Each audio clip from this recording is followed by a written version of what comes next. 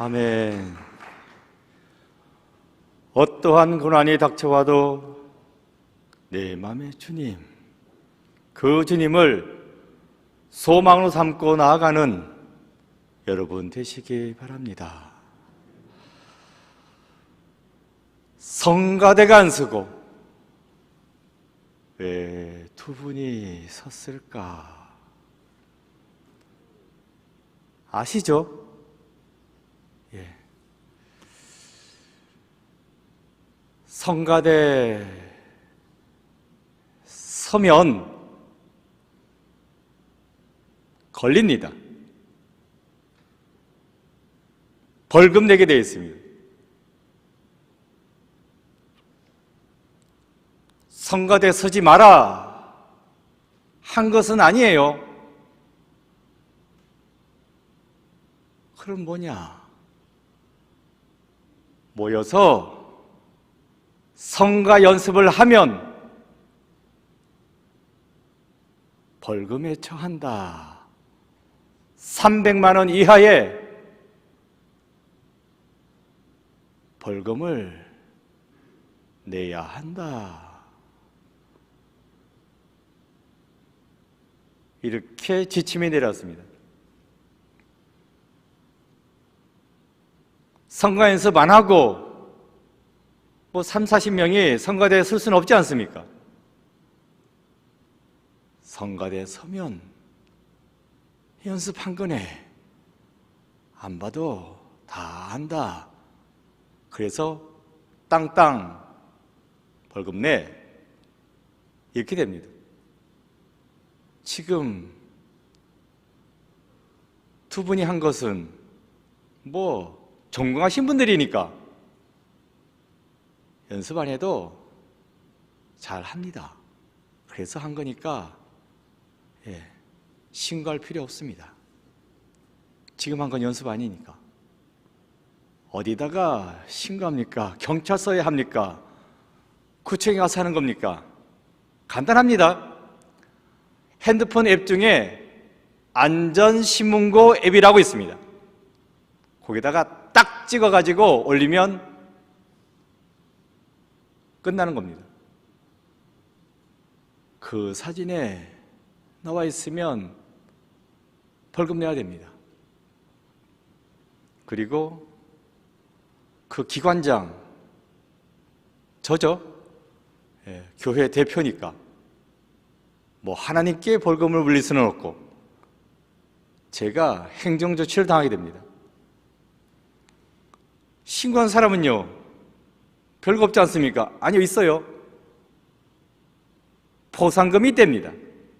그래서 성가 연습을 하면 그걸 딱 찍어가지고 올리면, 핸드폰에다 올리면 포상금도 받는다고. 그래서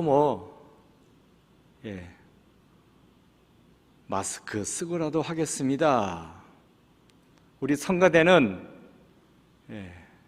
그렇게 말씀해 주시지만 너무 감사한 말씀이지만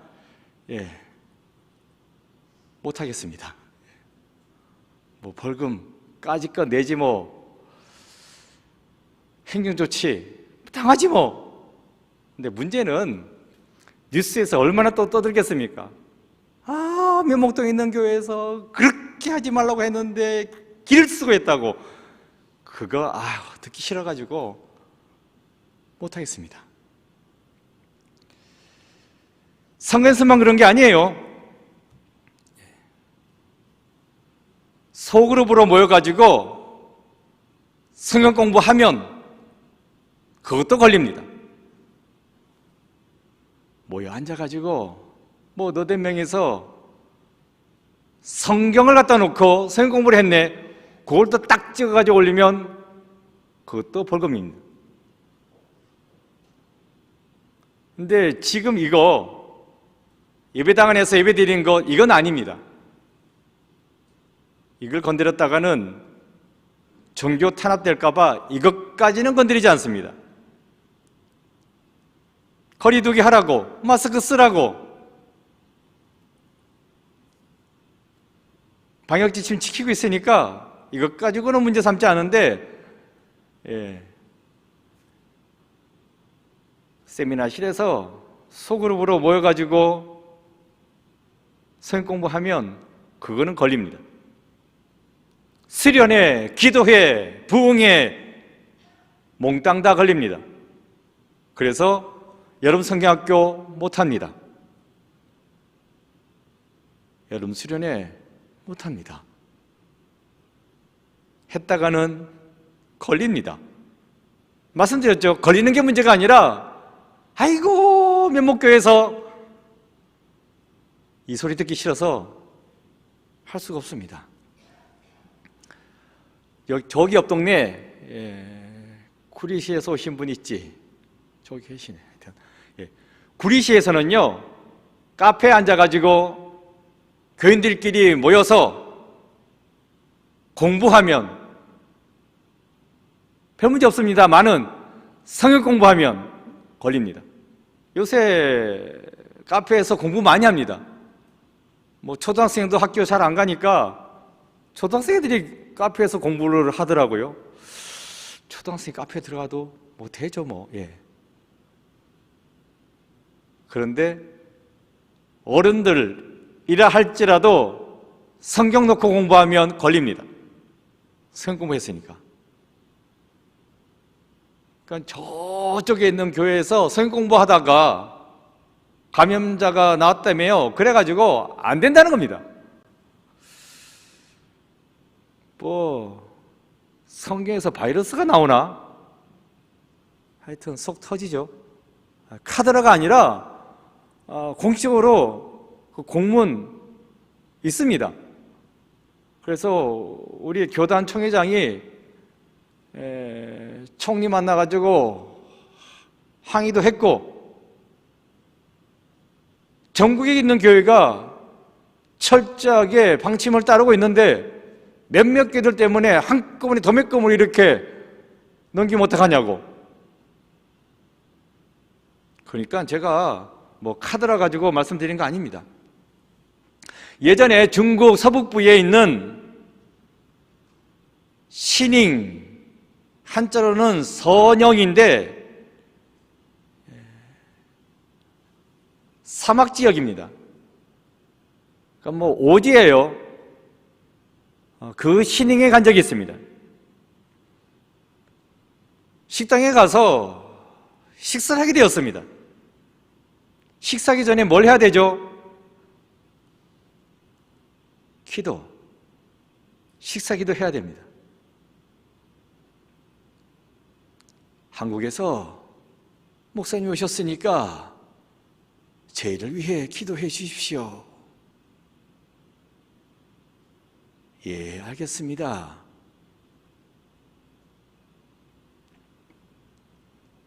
그런데 제가 중국말을 몰라요. 그것도 기도를 중국말로 어떻게 하겠습니까?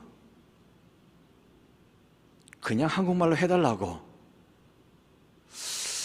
이 사람들이 알아듣는 게 아닌데 알았다고. 하지만 목사님, 눈 감지 마시고 손 모으지 마시고 마치 저희들하고 대화를 하는 것처럼 그런 모양으로 기도해달라고. 이게 뭐야? 눈을 뜨고 뭐 중국 식탁은 빙 원탁이잖아요. 뭐 둘러보면서 이야기하는 것처럼 기도해달라는 겁니다. 이게 뭔 말인가? 왜 그러냐고. 이 동네는 그렇게 기도하냐고. 그건 아닌데, 여기 시닝에서는 기독교를 믿으면 잡아간다고. 그러니까 기도는 해주시되 기도 안 하는 것처럼 기도를 해달라는 겁니다. 그래도 그 기도 내용 들으면 알지 않겠냐고. 여기는 조선족이 한 명도 안 살고 있다고. 워낙 조선족은 동북부 쪽에 살고 있거든요. 서북부, 중국 땅이 어디 넣었습니까? 한 명도 없다고, 한국말 알아듣는 사람 없다고, 한국에서 나온 기업도 없다고, 주재원도 없다고. 그러니까 괜찮다고, 통역도 안 하겠다고, 그냥 한국말로 하라고. 그리고 아멘 할 때는 제발 짧게 하라고. 그냥 중얼해도 그냥 알아듣겠다고 하면서, 그래서 이제 기도했습니다. 두 눈 뻔히 뜨고 이 사람 저 사람 둘러보면서,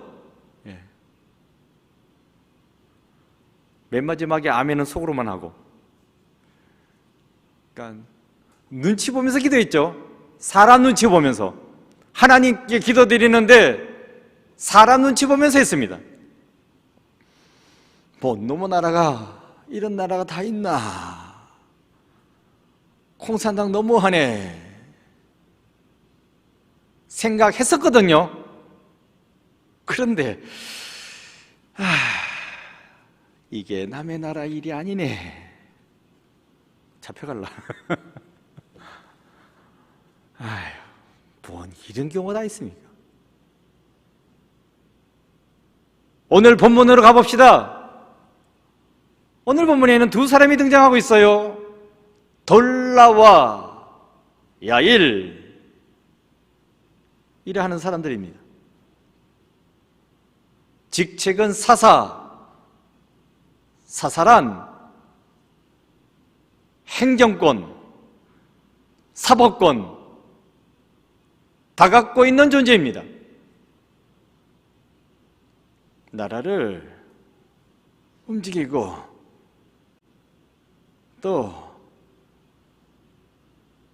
법적으로 통치하고 권력자입니다. 막강한 권력자가 되겠습니다. 야일은, 돌라는 사사인데 먼저 야일에 대해서 살펴보겠습니다. 4절입니다. 4절 함께 읽어보겠습니다. 시작.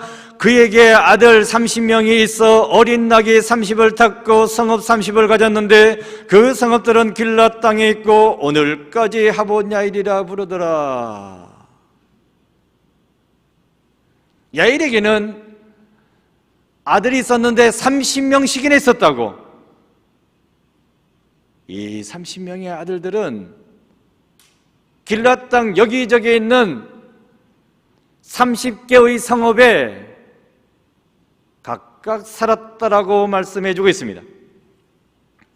이 성읍들을 통칭해서 하봇 야일이다 라고 부르고 있어요. 하봇, 장막촌이라는 말입니다. 야일, 사사 야일을 말하는 것이고, 하봇 야일은 하일 소유의,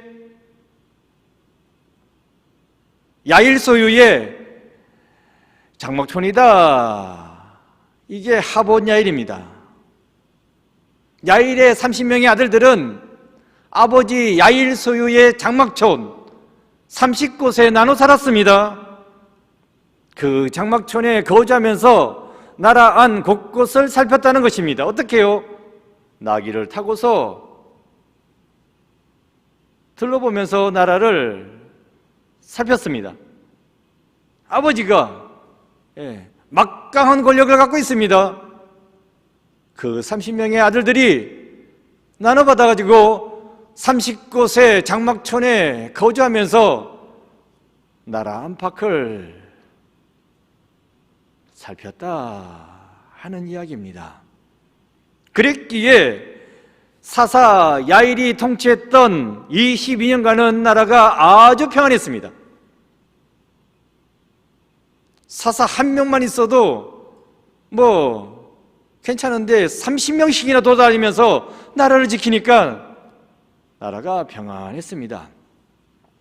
사사기에는요 특별한 공식이 나옵니다. 4단계의 공식인데 1단계는 불순종, 2단계는 심판, 3단계는 회개, 4단계는 구원입니다. 불순종, 심판, 회개, 구원. 1단계, 이스라엘이 하나님을 섬기지 아니하고 불순종했습니다. 그래서 이 단계 하나님께서는 이방 민족을 쳐들어오게 해서 심판했습니다. 3단계 이스라엘이 그제서야 자신의 잘못을 깨닫고 회개했습니다. 4단계 그래서 하나님께서는 이스라엘을 구원해 주었습니다. 이게 신명기에 나오는 4단계의 공식입니다.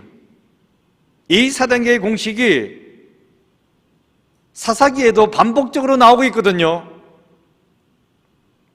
그래서 하나님을 섬기지 않으면 심판이지만 하나님을 잘 섬기면 구원해 주십니다. 평안히 살도록 인도해 주십니다 하는 것이에요. 사사 야일은 이 4단계의 공식을 잘 알고 있었습니다. 그래서 30명의 아들들로 하여금 나라 안팎 곳곳을 순찰하면서 백성들로 하여금 하나님 잘 믿게 만들었습니다. 백성들이 하나님 잘 믿고 있는지, 잘 섬기고 있는지, 그렇지 않은지 아들들로 하여금 순찰하게 하면서 지켜보게 했다는 것입니다.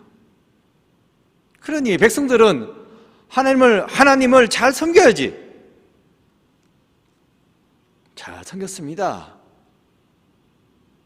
30명의 아들들이 지켜보고 있으니까, 막강한 권력자가 지켜보고 있으니까 하나님 잘 섬겼습니다. 그래서 이스라엘은 아무런 공격받지 아니하고 평안히 잘 지낼 수 있었던 것입니다. 사사 야일이 통치하는 22년간은 사실 눈치는 봤어요. 사사의 눈치는 보기는 했습니다만은 어쨌든 그 덕에 이스라엘 땅은 아무 문제 없이 잘 지낼 수 있었다 하는 것입니다. 그 다음 사사 돌라를 살펴보겠습니다. 돌라에 대해서는 성경이 이야기해 주는 바가 거의 없습니다. 딸랑 2절, 1절과 2절밖에 없습니다. 돌라는 이사갈 지파의 사람이라고, 그런데 에브라임 땅 사밀에서 살았는데 23년을 살았다고, 죽어서도 그 사밀 땅에 묻혔다고 이렇게 말씀해 주고 있습니다. 간단합니다. 이게 전부입니다. 딴 말 없습니다. 그런데 여기서 우리가 생각해 봐야 할 것이 있습니다. 돌라, 이사갈 지파의 사람이랍니다.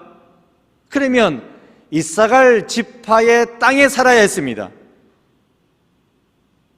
다른 지파의 땅으로 가면 안 됩니다. 갔더라도 돌아와야 됩니다. 그런데 이 돌라는 에브라임 땅에 가서 살았다, 죽어서도 에브라임 땅에 묻혔다, 이렇게 말씀해 주고 있어요. 이걸 생각해 봐야 합니다. 이사갈 땅과 에브라임 땅은 서로 붙어 있지 않습니다. 멀리 떨어져 있습니다. 그러니까 사사 돌라는 고향 땅 이사갈을 떠나서 타향 에브라임 땅에 가서 직무를 감당했어요. 사사의 직무를. 그리고 죽어서도 그 땅에 묻혔다는 것입니다. 양화대교 북단에 가보면 양화진, 그 양화진에 외국인 선교사 묘역이 있습니다. 한국에 복음을 전하기 위해서 오신 외국 선교사들입니다. 살아서 열심히 복음을 전했습니다. 많은 교회를 세웠습니다. 죽어서는 고향 땅에 돌아가야 되는데 돌아가지 않았습니다. 이 땅에 그대로 묻혔습니다. 그 가운데 여러분이 잘 아는 분, 언더우드, 아펜젤러, 다 거기 계십니다. 미국 사람들이에요. 이 땅에 와서 선교할 수 있지. 그리고 일이 끝났으면 돌아가야지. 안 돌아갔습니다. 이 땅에 그대로 묻혔습니다. 쉽지 않습니다. 이건 뭘 말해주고 있는 것입니까? 죽도록 충성하라고, 진짜 이 땅을 위해 죽도록, 죽기까지 충성한 것입니다. 그랬기에 오늘날 이 한국교회가 서 있는 겁니다. 그런데 어쩌다가 이렇게까지 되었는지,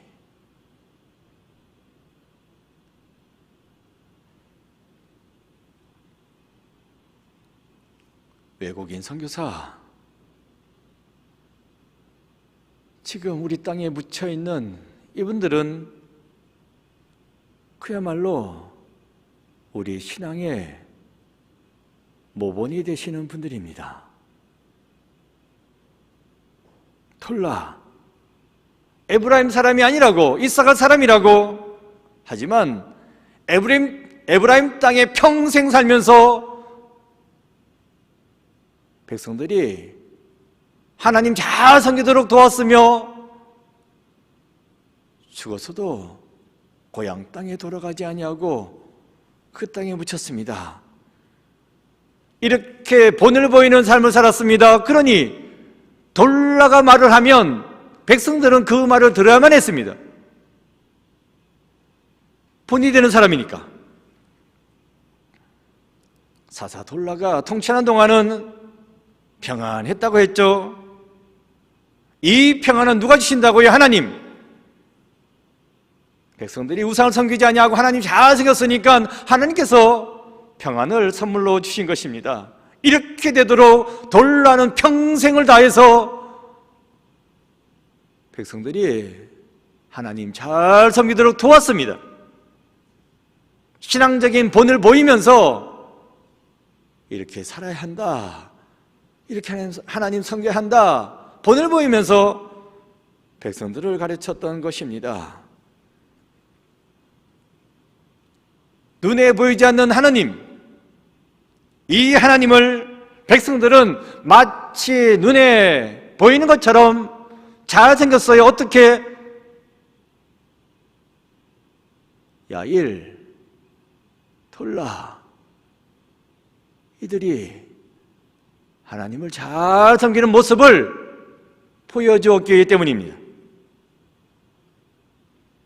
야일은 30명의 아들을 나라 안 곳곳을 순찰하게 하여 힘과 파워로서 다소 강압적이긴 하지만 백성들로 하여금 하나님을 잘 섬기게 했습니다. 반면에 돌라는 자신이 충성스럽게 하나님을 섬기는 모습을 보여주어서 본과 모델로서 하나님을 자발적으로 잘 섬기게 했습니다. 이렇게 해서 긍정적이든 부정적이든 어쨌든 간에 이스라엘 백성들은 눈치를 봤어요. 그래서 백성들은 하나님을 잘 섬길 수 있었습니다. 돌라는 23년, 야일은 22년, 이렇게 도합 45년을 눈치 봤어요. 어쨌든 그래가지고 하나님 잘 섬겼죠. 그런데 이제 돌라도 죽었고 야일도 죽었네. 그래서 어떻게 되었습니까? 6절입니다. 6절 함께 읽어보겠습니다. 시작. 이스라엘 자손이 다시 여호와의 목전에 악을 행하여 바알들과 아스다롯과 아람의 신들과 시돈의 신들과 모압의 신들과 암몬 자손의 신들과 블레셋 사람들의 신들을 섬기고 여호와를 버리고 그를 섬기지 아니하므로.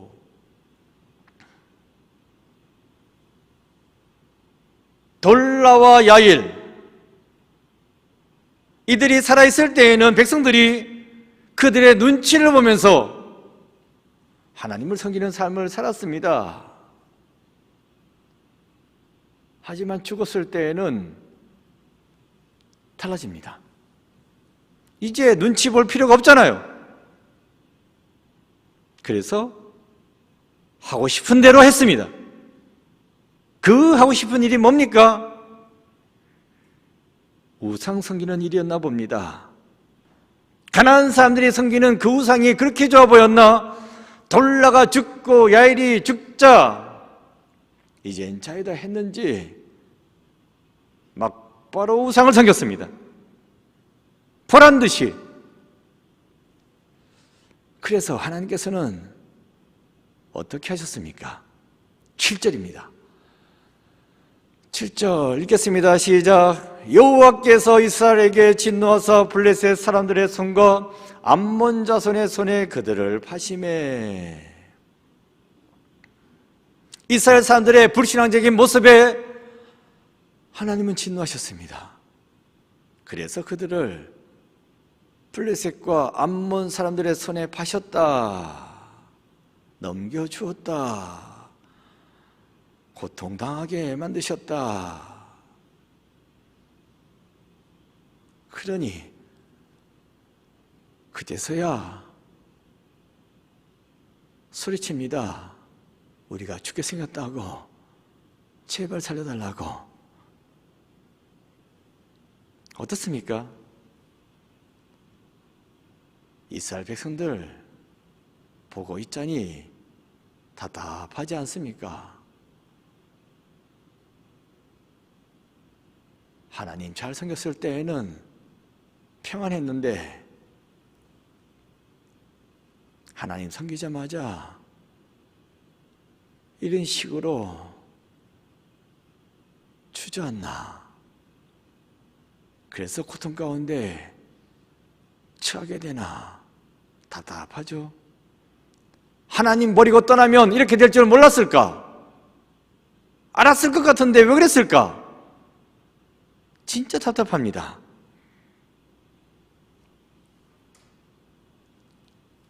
여기서 우리가 생각해야 할 것이 있습니다. 돌라, 야일이 살아있을 때에는 어쨌든 그들의 눈치를 보면서 하나님 잘 섬기지 않았습니까?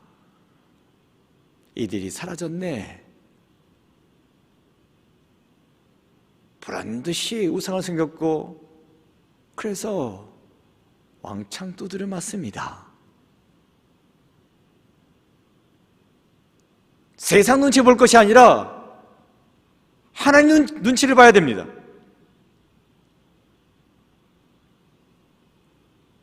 세상에서 크게 가지 말라고 했으니 세상 눈치 보면서 신앙생활 방학하시겠습니까? 하나님은 지켜보십니다. 그럼에도 불구하고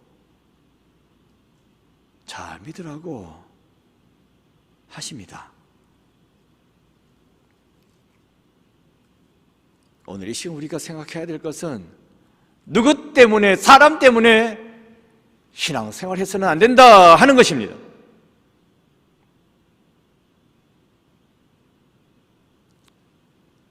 사람 때문에 신앙생활 하기도 하고 안 하기도 하고 뭐 할 수 있겠죠. 보는 눈이 있으니까. 신앙생활은요, 본인 스스로 본인이 세워나가야 됩니다. 독립적인 신앙생활을 할 수 있어야 합니다. 누구 때문에 구원받는 일이 없습니다. 누구 때문에 멸망당하는 일도 없습니다. 구원은 본인의 믿음에 달려 있습니다. 그런 거로 하나님 앞에서 홀로 서게 하셔야 합니다. 부인이 권사입니다. 남편은 장로, 안수집사 아닙니다. 교회에 나오지도 않습니다. 그 남편을 길에서 만났습니다. 선생님, 교회 나오셔야죠. 믿어야 구원받습니다. 그랬더니 그분이 한다는 말이, 목사님, 저는 구원받습니다. 저는 구원받을 수 있습니다. 이게 뭔 말이야? 다른 교회 나가나? 다른 교회 나가지 않아요. 믿지 않습니다.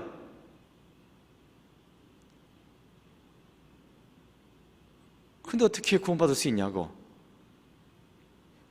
그랬더니만, 목사님 제 아내 아시잖아요. 얼마나 잘 믿습니까? 봉사도 열심히 하고 예배라는 예배 빠지지도 않고 열심히 나가지 않습니까? 저는 제 아내 덕에 구원받을 수 있습니다. 치맛자락 붙잡고 천국 갈 겁니다. 이런,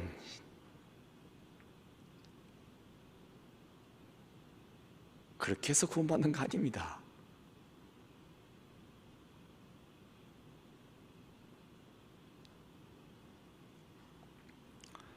성도 여러분, 누구 때문에 구원받는 것 아닙니다. 구원받을 수 있는 거 아닙니다. 내가 믿어서 내가 구원받는 겁니다. 아내 치맛자락 붙들고 천국에 갈 수 없습니다. 내 아버지가 목사라고. 그래서 어쨌다고? 본인이 믿어야지. 신앙은 철저하게 홀로서기입니다. 하나님 앞에 내가 혼자 서는 겁니다. 믿으면 구원이요, 믿지 않으면 멸망입니다. 빌립보서 2장 12절입니다. 그러므로 나의 사랑하는 자들아, 너희가 나 있을 때뿐 아니라 더욱 지금 나 없을 때에도 항상 복종하여 두렵고 떨림으로 너희 구원을 이루라. 여기서 사도 바울은 감옥에 갇혀 있습니다. 그래서 교인들과 함께 있지 못해요. 그럴지라도 교인들이여, 너네들은 믿음을 성장시켜 나가야 한다라고 말씀해 주고 있는 것입니다. 내가 없더라도, 내가 너희들과 함께 하지 못한다 할지라도 하나님 말씀에 순종하는 삶을 살라고, 성경 말씀 공부하고 그 말씀을 지켜야 하는 삶을 살라고, 그래서 구원을 이루어가라고 권면해 주고 있습니다. 성도 여러분, 우리가 신앙의 홀로서기를 하기 위하여 해야 할 일은 무엇입니까? 성경 말씀의 반석 위에 내 믿음을 세워야 하는 것입니다. 성경 공부를 해야 합니다.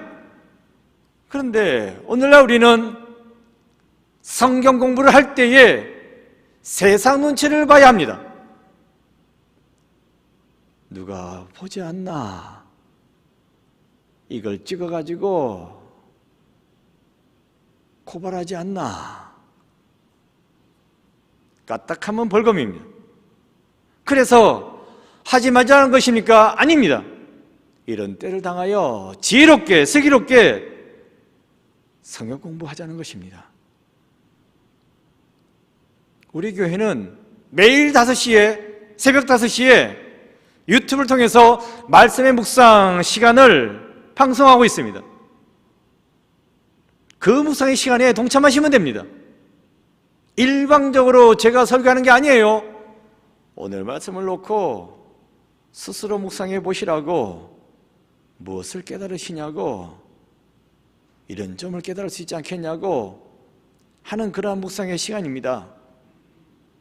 5시에 딱 시작하지만 제가 시간 보고 땡 하면 시작합니다. 7월 11일 그러면서 시작을 하는데, 뭐 들어오신 분은 아시겠지만, 근데 5시에만 하고 끝나는 게 아니에요. 유튜브를 하다 보니까 다시 보기를 계속 할 수 있습니다. 뭐 한 달, 2달, 석 달 전 것도 오늘 볼 수 있습니다. 내가 5시에 안 되면 6시에, 7시에, 오전에 안 되면 오후에, 뭐 저녁에 잠자기 전에 딱 20분입니다.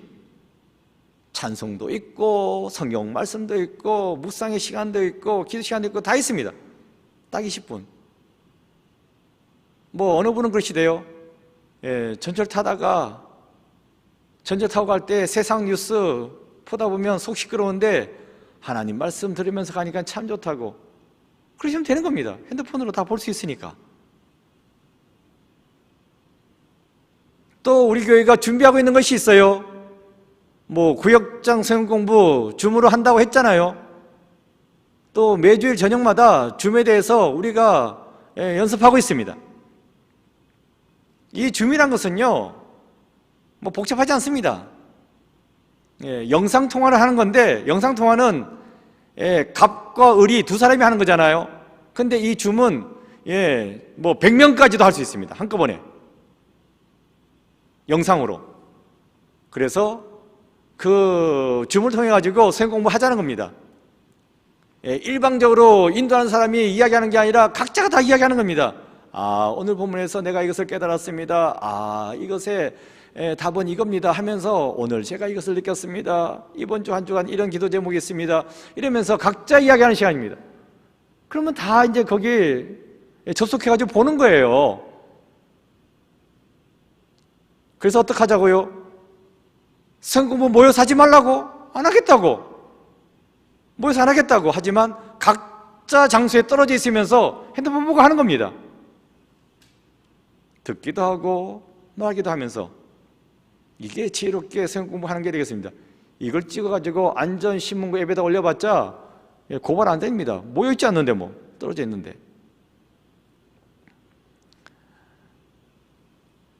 새벽 묵상 아직도 안 하는 분이 계신다면 유튜브에서 면목교회 검색하시면 나옵니다. 동참하시고, 그 다음에 줌 프로그램 이제 하반기에 본격적으로 실시를 하고자 합니다. 그러니까 아유 복잡해, 아유 어려워, 부정적인 마음 갖지 마시고 한 가지 더 배우고자 하는 그런 마음을 가지고 동참해 주시면 감사하겠습니다. 그야말로 오늘날 우리는 마지막 때를 살아가고 있습니다. 언제 걸릴지 모르는, 어떻게 걸릴지 모르는 그러한 바이러스 위협 가운데 살아가고 있다는 것입니다. 이렇게 당장 우리 코앞에 죽음의 위협이 도사리고 있어요. 그런 가운데 있지만 성경은 뭐라고 말씀해 주겠습니까? 믿는 자는 산다고, 믿는 자는 죽어도 산다고, 무릇 살아서 믿는 자는 영원히 죽지 않는다라고 말씀해 주겠습니다. 성경 말씀이 생명입니다. 이 말씀이 진리입니다. 이 말씀을 통해 영원한 생명의 나라에 들어갈 수 있습니다. 그런 거로 이 말씀을 늘 묵상하고 늘 공부하여서 신앙적 홀로서기를 온전히 이뤄내는 여러분 모두가 되시기를 바랍니다.